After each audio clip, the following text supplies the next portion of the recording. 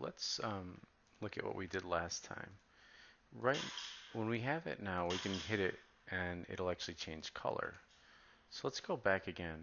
What you'll notice though is if I walk up to it, it also changes color if I bump into it.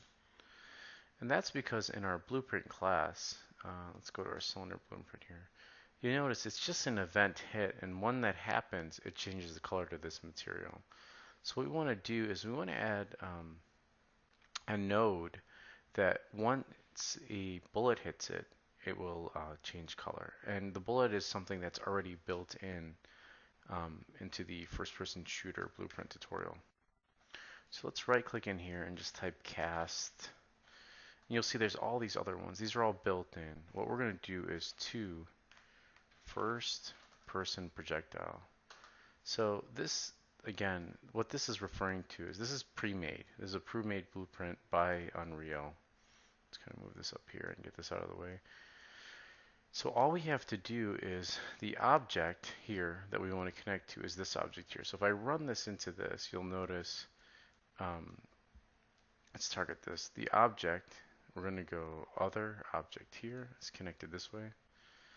And you can see that, again, the material is red. So I'm going to compile this, press play. Now when I walk into this, you'll see it does not change color, but when I shoot it, it does. So this is sort of a way of very basic, and we'll create our own projectiles eventually, but just so you can kind of see that. All right, so let's take a look at creating some very basic AI, right? So what we can do is create a shooting game where our cylinder moves back and forth, and then we have to shoot it. So it could be some fake AI. So if you look off into the side here under our detail panel, we have a static object cannot be changed in game. And then we have a stationary object can be changed but is not moving. And then we have movable objects. So we're going to select that. And that's going to mark our object as something that has mobility. Now, what I want to point out is by clicking this, it's only affecting this one in game. It's not exactly adjusting our blueprint inside of our blueprint class. Because remember, think of this as sort of like if you're used to Unity as a prefab or something that can be dragged in. And so we want it to affect all of them. So go to viewport here. So go ahead and select our static mesh here, and you'll see something that looks a bit familiar here, right? We have our materials, our static mesh, and then we have static, stationary, and then we're going to click movable object here as well. So now that we've set up our object as movable, we want to tell, now we're ready to tell our blueprint that our cylinder, like how to move. In order to this, we need to have 3 pieces of data. We need to know where our cylinder is in the world, like what direction we want it to move, and how fast we want it to move. So let's go ahead and create a variable here, and we're going to name this speed. And on this variable, we're going to change it to a float. Let's go ahead and create one more. Now, actually, before we do that, on speed, we want to make sure that we can compile this. And then for now, let's just give it a speed of 200.0. We also want to make it editable. What that does is that lets us make the variable changeable outside of the blueprint. The next thing we're going to do is change this one to direction. Now, for the direction, we want to use a vector 3 or a vector. So I'm going to click on this. I'm going to change it to vector. Now, this is the direction of X, Y, and Z. So which way we want it to face.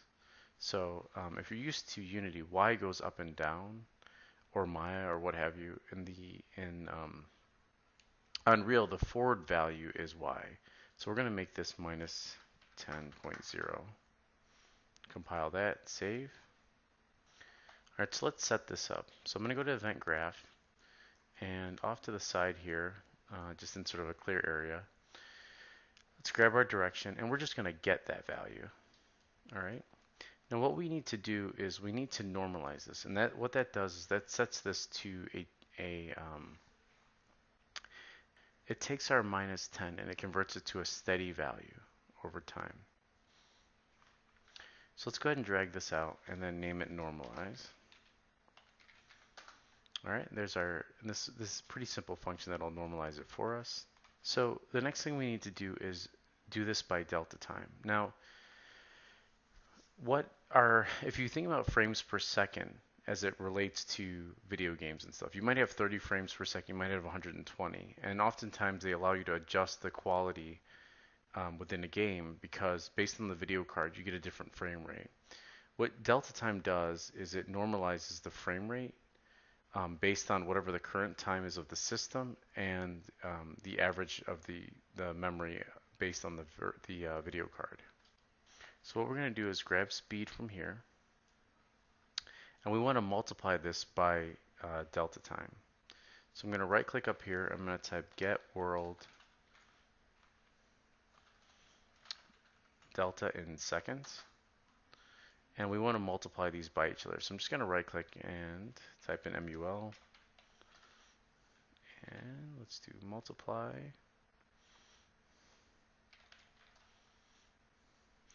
Actually, we can just drag out here and do multiply this way.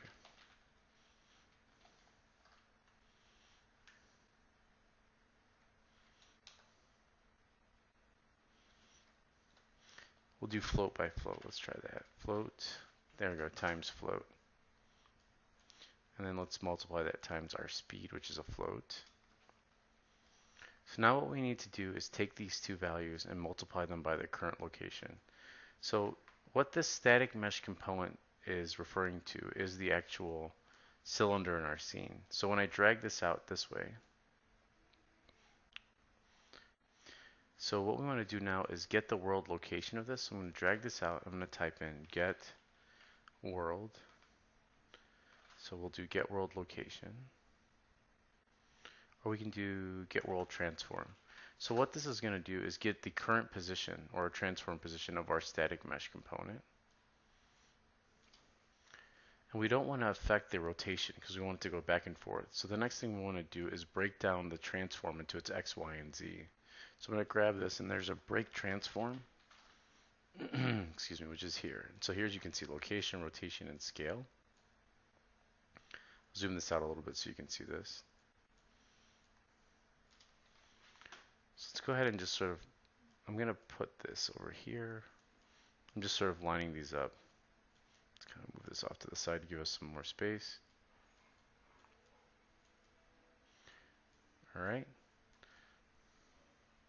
The next thing I want to do is grab my make transform node. You'll notice here that this has the location, rotation, and scale. So all I have to do is grab location from here, rotation from here, and scale from here. And what we're doing is we're getting all of those things from our static mesh component. So next we need to multiply the direction of the vector and the speed. By multiplying those two, it'll give us the speed in which it's going to move. So we're just going to we're going to grab our normalize from here. And we're going to do the same thing. We're going to drag out a float by float. So float times float. So I'm sorry, vector times float here. Boom. So there's our vector, and then we're going to drag our float going this way. And if kind of position these something like this, just so they're not all tangled. So you can see there. Let's move this back a little bit here. Now all we have to do is add the speed and direction to the current location we're at. So imagine that you're like sort of moving an object across by whatever the value is, as it's adding it, and that's what's going to actually move it. So remember, this is an X, Y, and Z. Each one of these has X, Y, and Z values. So we want a vector plus a vector.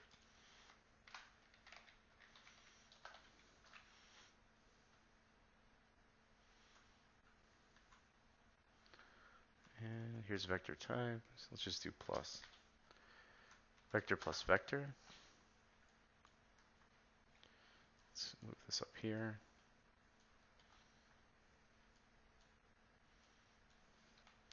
And then what I'm going to do is take this location node and put it here. So now we're adding these two together.